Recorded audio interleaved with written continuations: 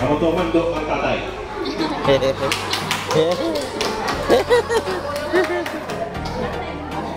Kasi ginambal kayo ni Pastor, dapat ang wife mag-sumiter sa tatay, sa father. So that's why, na-presenter na sa nanay ang ginmandok ng tatay.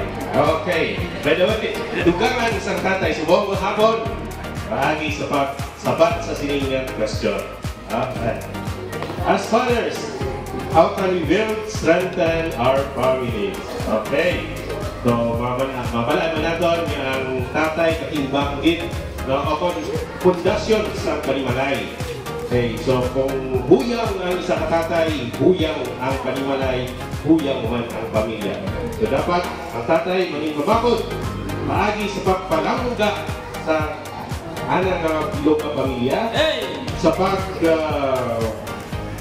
tapuman sang giya, being a good sample sa matasang Ginoo.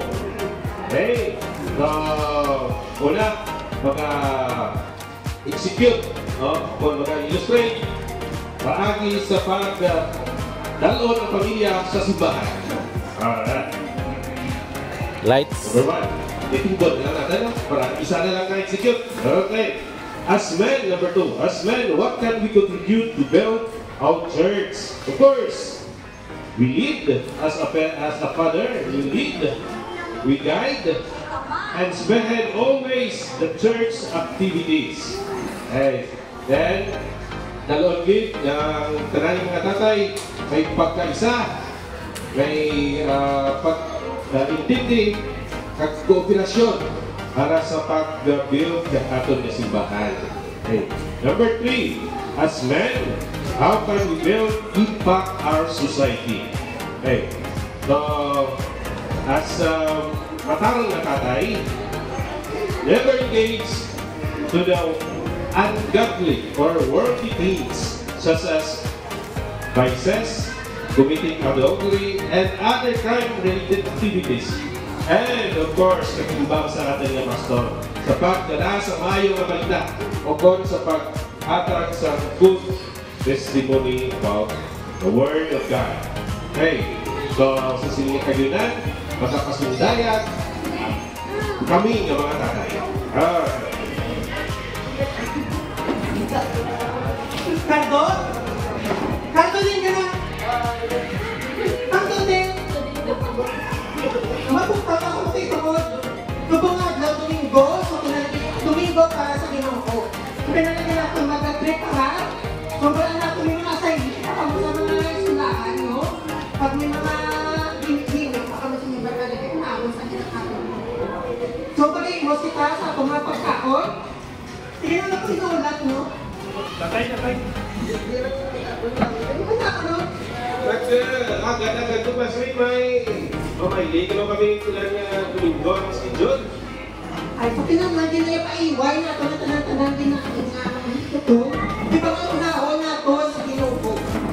Kung ano naman yung mga rason, hindi ka siya isa rason para hindi ka magsimba. So, ano na ito mga pagkakon, anak?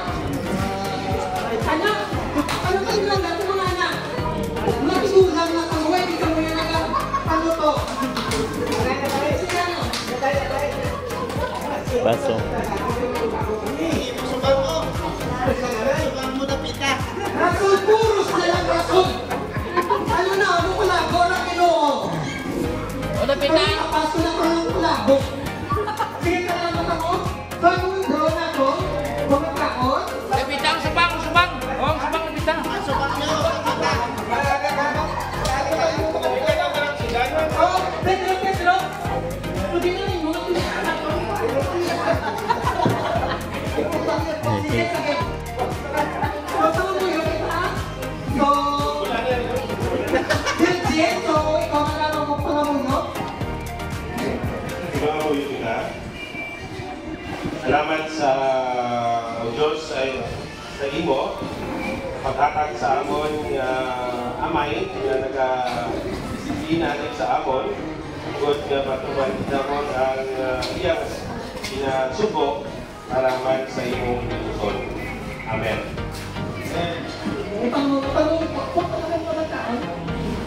Sabak-sabak ang gagmay. Pag tunga-tunga, dahil imot ulo, imot tunga-tunga, imot ang ikot. Sige, mag-share kita bangon ang bigato na kita. Mag-share. Atay pa yun na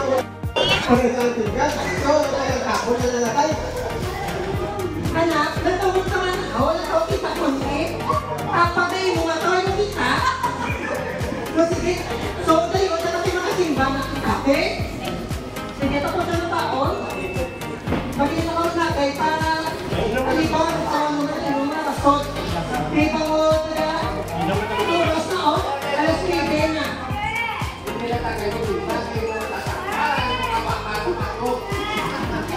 Kung sino o man ako nga, napasko na takaan mo. Kuya! Apaw, sa mga mga ginawa, sa mga magkakaroon na konti, abang ko na sa mga kapuli sa ginoo ko. Okay?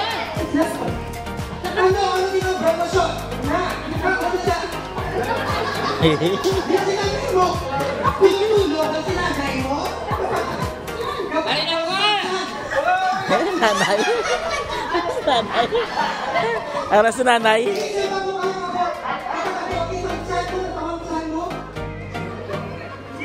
Nagsugal pa si nanay. Yung pagkapo, yung kita ito si nanay, nagkake. Ay, kaya matulog na sa mga namin para alive and kicking. Okay? Sige. So, para ka na simbahan. Next scenario. Check ko ba? Hindi ka mapapektor kay Cardo. Krasya, krasya.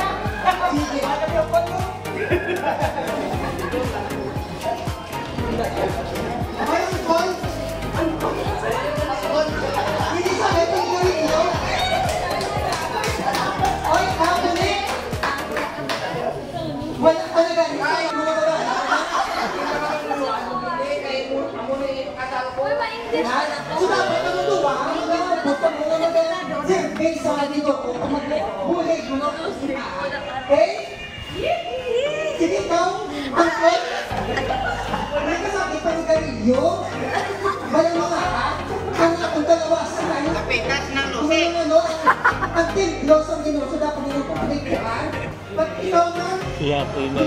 Sikip po yun.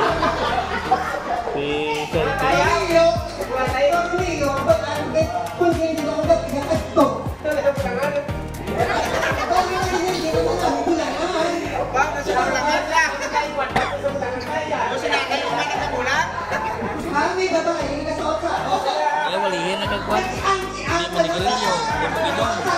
Ikaw lang wali ka na. Hindi, ikaw lang.